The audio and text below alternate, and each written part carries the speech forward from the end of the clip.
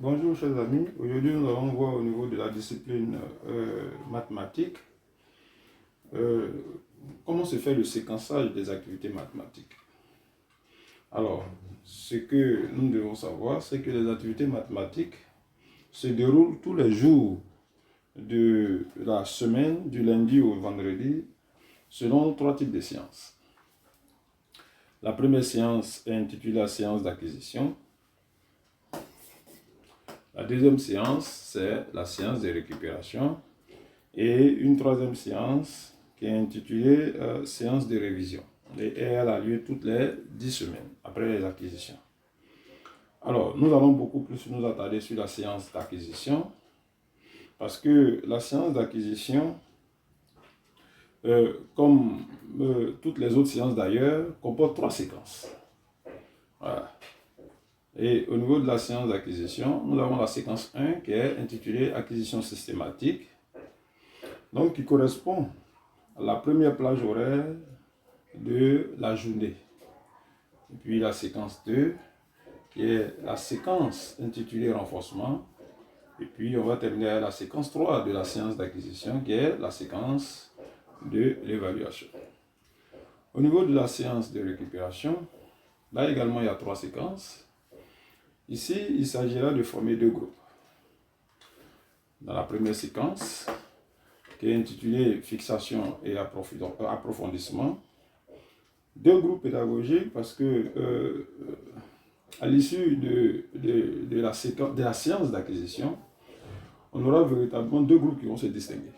Ceux qui ont maîtrisé les habiletés, qui ont pu installer en leur sein les habiletés, et ceux qui ont rencontré des difficultés. Alors, la séance de récupération visera à travailler à récupérer ceux qui n'ont pas pu installer les habiletés et à renforcer et donc à fixer les notions déjà installées pour ceux qui ont pu développer des compétences. Alors, il s'agira au niveau de la séance de récupération, quant à la séquence 1, donc de travailler à fixer les notions déjà étudiées et à approfondir les notions déjà étudiées. Donc ici, il s'agira de travailler avec 2 groupes, 2 groupes pédagogiques, 2 groupes classes. Donc le premier groupe qui est composé des apprenants qui rencontrent des difficultés d'apprentissage, et puis le groupe 2 qui est composé des apprenants qui ont acquis les habiletés requises. Au niveau de la séquence 2, ce sera une séquence consacrée au soutien. Et puis on va terminer par la séquence 3 de la séance de récupération qui est également intitulée évaluation. Alors, au niveau de la séance de révision, là également il y aura 3 séquences. Voilà.